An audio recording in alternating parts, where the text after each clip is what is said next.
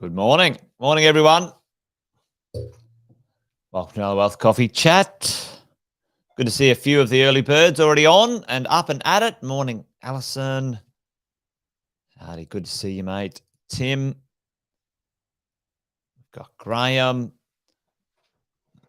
We've got a Facebook user or two behind the veil, behind the veil, Facebook veil. Good morning, Jeff and Deb.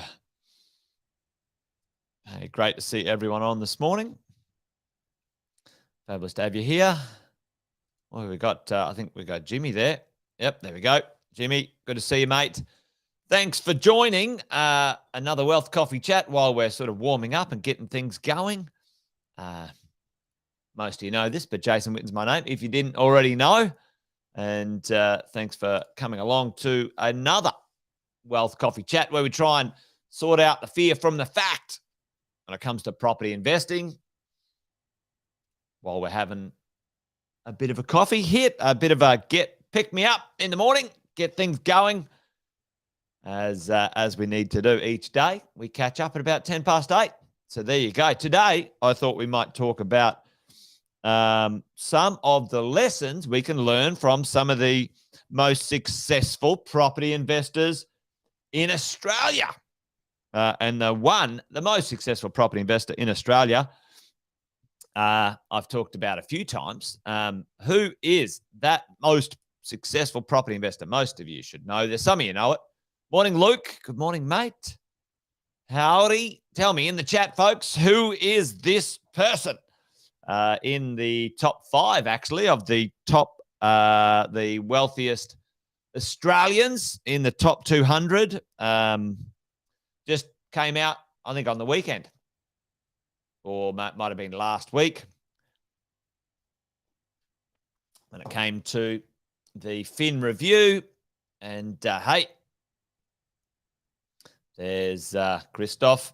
Well, I'm certainly aspiring to get up there, Jeff, in one way, shape or form. My runway is underway, but certainly not even close to this legend, Harry Triguboff. Harry, big Harry.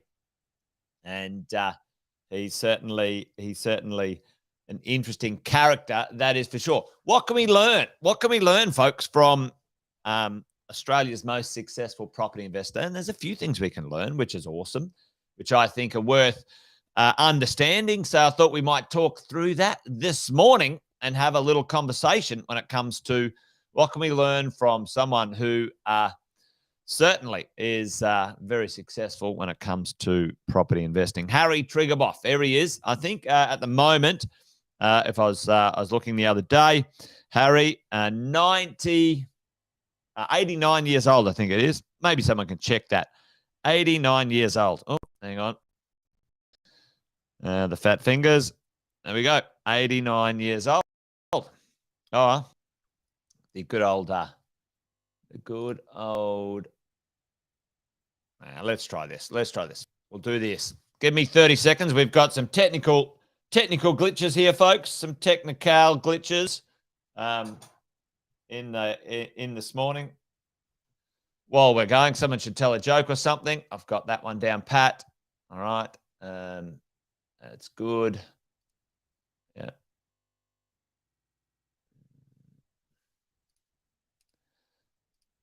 All right. Hopefully that should be working. No.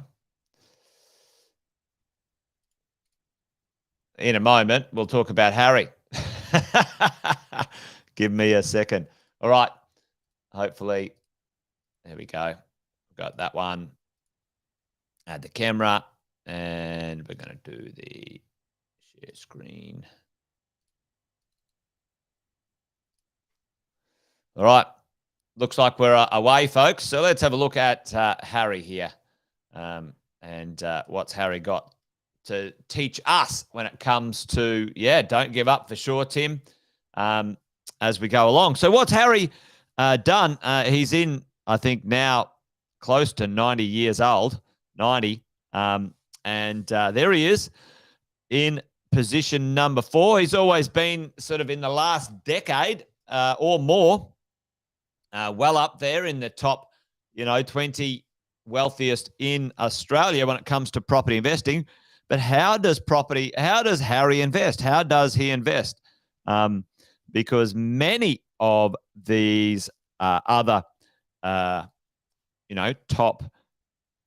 wealthiest in the country here are certainly, when it comes to the idea of real estate, Frank Lowy down here.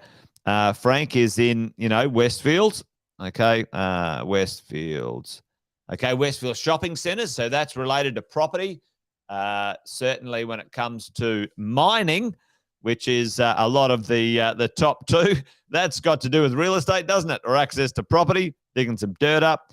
And, Clive Palmer as well in the real estate space. So, but directly as a property investor, how does Harry do it? What does the wealthiest chap in Australia when it comes to property investing do? 83 years old now. I think this was from a few years ago. Harry owns, and this was from 2016. So if we add, what's 16 to, somewhere in his 90s or close to 90, isn't it? Owns 6,000 investment properties. That's crazy good, crazy amazing. Let's have a look at how Harry does it. This is the way the most successful property investor in Australia structures his assets in his portfolio, folks, as we go. He has, in his setup, in his portfolio, 31% of his portfolio, 1/3 on the rental property. He builds and owns and keeps properties to rent. And, Harry's a smart fellow. He's got 6,000 properties. 6,000. Oaks, that's pretty amazing, right? 6,000 properties, which is very cool. Away you go. What is the other thing that Harry does? This is an interesting thing when it comes to what happens in this space here. If you look, a good chunk. I'm trying to make this work. We've got to include the empty land as well. If we check out all of this, this is him developing, right? Developing, creating wealth when it comes to his real estate. Still to do with real estate, folks. All real estate structured when it comes to all of these things. Everything has a real estate flavor for Harry. That's interesting. And then last but not least, how does he accelerate his income when it comes to some of this world? Well, here's what Harry does. He does serviced apartments, which is short-term letting. Right, short-term letting when it comes to the world of property investing. So if we, as property investors, wanted to maybe, think about how we could emulate Harry Triguboff, one of the most successful property investors Australia has ever seen, Where would we start? What would we do, folks, when it comes to doing this sort of stuff? And that's part of what we teach here at Positive, part of the structure, the ideas when it comes to setting a plan and creating an investment idea. Let's invest like Harry. What would Harry Triguboff do? So let's do this timeline. How many properties, folks? Tell me in the chat. Let's do a little conversation here. How many properties did Harry Triguboff start with, right? When Harry started all these years ago, how many properties did he start with? Does anybody know how many properties, how many deals did he have in his portfolio? He started with 0. Everybody starts with 0. And this is a really interesting thing, right? Really interesting thing. You know, everybody starts with 0, you know. Let's go. When did Harry Triguboff start? Meriton. Let's go. Want to find out. There we go. Yeah, I thought it was that. All right. So he started with 0. Everyone starts with 0. Everybody. So every single person, everyone says, oh, you know, that's good for that guy because he's rich or whatever, right? Harry started with 0, right? When did he start, folks? When did he start? Folks, tell me right now. How long ago did Harry Triguboff start? What was the year? And I just looked it up on YouTube. Yeah, it was, Luke. You're dead right. You're dead right. So he started with 0, and he started in 1963. 1963, and his first deal, right, was in Meriton Street. Okay, Meriton Street. You're dead right. All right, which is kind of cool.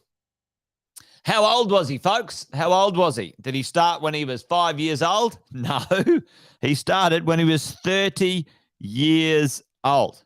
30 years old. He started 1963. He started when he was 30 years old. And what is it today? It is 2023. And how many years is that? That's 60 years, isn't it? Or was that 70 years? Someone do the math for me. 60 or 70. Anyway, it's a long time. Today, 2023. 2023. That's got to be 60 years, right? Anyway, mental blank. I haven't had enough coffee this morning. 60. Boom. You did right, Luke. Good on you, mate. I was struggling there. You know, my mind blown. So, you know, if you have aspirations to wealth, now, I don't know, like for me, would be fabulous. Harry's built an amazing empire. I don't see myself aiming for, 10, 15, 30 billion dollars. I don't see my goal in that space at this moment in time. But if you have a goal, what's a lesson we can take away from Harry here? All right, what's a lesson? Okay, let's just do this so we can take some really interesting lessons away. So he started with 0, and now he's well over owning 6,000 investment properties. Started with 0, go to 6,000. All right. And his first deal, he started in Meriton Street, and he built 4 townhouses with a bunch of his mates, and then he kept one, right? And so the linear conversation, the process of Harry Triguboff like this, all right, goes like that, okay? I repeat, yeah, exactly, all right? Now, when I talk to you guys, what do I say? Minimum time frame, guys. Minimum time frame. Like how long do I say? And to be honest, the reason I don't say longer is because then most of us wouldn't even start, right? But let's be frank here. You got to think you can get there at some point when we talk about this stuff. If it's too far away, we don't believe it. But let's take some lessons here from Harry, right? When we talk as a property investor, minimum time frame, 15 to 20 years. Harry Triguboff is 60 years in. And the conversation of compounding value, compounding wealth, folks, compounding wealth is really what I want us all to really appreciate. Even myself, when I was listening to some of the interviews with some of these wealthy individuals, 10% compounding growth over 50 years, you'd be pretty happy, all right? Even 5% compounding growth over 50 years, you'd be pretty happy. So let's have a look at that, all right? So the horizon is in the future. And to be honest, if you want to get wealthy, you just need to do some simple things and, let it ride, okay, as a property investor. So let's have a look at these conversations, these ideas. The beginning, this is the acquisition stage, right? This is what we call in our world the consolidation stage, and this is the lifestyle stage, right? Where our cash flow and our income generates pretty significantly. What do you think Harry's cash flow is from, 6,000 properties? I don't know, it'd be pretty good, right? He's got businesses that, create other cash flow and accelerate his wealth, but all in all, the big lesson for me, hopefully for you, is the compounding process over time from someone like Harry Triguboff is pretty important. What did he do? What helped him accelerate some of this stuff is pretty interesting when it comes to these conversations. And we've talked about this before. The idea we have, regular income from your residential real estate, 5% income, 10% income, 15% income, 20% income, and these different quadrants depending on what you invest in: residential real estate, commercial real estate, some funds on the stock market, and then sort of, private joint ventures and so on, right? We've talked about that before. But let's have a quick look at, is this possible for you and I as property investors? Is it even possible, the compounding effect? Well, it absolutely is. Let's take a look at, and you can download this calculator from, let me get the view here. We'll get rid of that. We'll get rid of this, and we'll see the thing. You guys can have a look at this, and you can download it at any time you like. I put 60 years to the goal. Check out this, all right? You go and you get yourself one home, which is your launch pad. You guys know this. We talk about this all the time. You wonder what his land tax bill looks like. Exactly, Allison. Yep, he'd be paying a bit of land tax. Yep. And then over time, 1, 2, 3, 4, 5 investment properties, okay? You don't have to knock it out of the park, folks. You don't have to own 6,000 properties like Harry, do we? But it'd be fine if you want to. And so let's have a look at this. You start out and we go, all right, we've got a 15-year horizon. What does it look like for us as property investors with a 15-year horizon to our goal? And that's not bad. If you start out now, we're only talking about, 5% rental yields, a rent growth of 4% per annum, and capital growth of 5% per annum. And we can change that in a second. I'm going to show you a few things. Let's go out 20 years and have a look at what our cash flow and our wealth might look like. Equity's pretty good. Check out the equity up here, pretty significant. Total passive income looking good, over 20 years. Let's go out, 30 years and have a look. And 30 years, passive income of 500 grand. It's pretty significant. Even if we dialed that back, you're still getting pretty good income, and your equity's 18 million. Oh, let's chuck it out there for Harry. Let's go out there with Harry. 60 years, no debt, 0 debt, 79 million, $2 million worth of passive income. Mind blowing. It's almost incomprehensible to think that you could do that. Now, at some point, 60 years down the track, maybe some of those properties that you own are development sites. You might sell them, you might develop them, like all sorts of things, folks, as we go. But it's totally doable. And, even if you halve that number, even if we were half right, even if we got halfway there, would that still be okay? Would $1 million passive income and, being worth $40 million debt-free be okay, folks? Let me know. Let me know. Even if we missed this by 50%, would it still be okay if you buy between 6 and 7 properties that you can own and keep for a long time and create wealth from? Would that be okay? Would you get there? Would you complain about that? Well, if you did, you'd be a bit entitled. Anyway, there you go.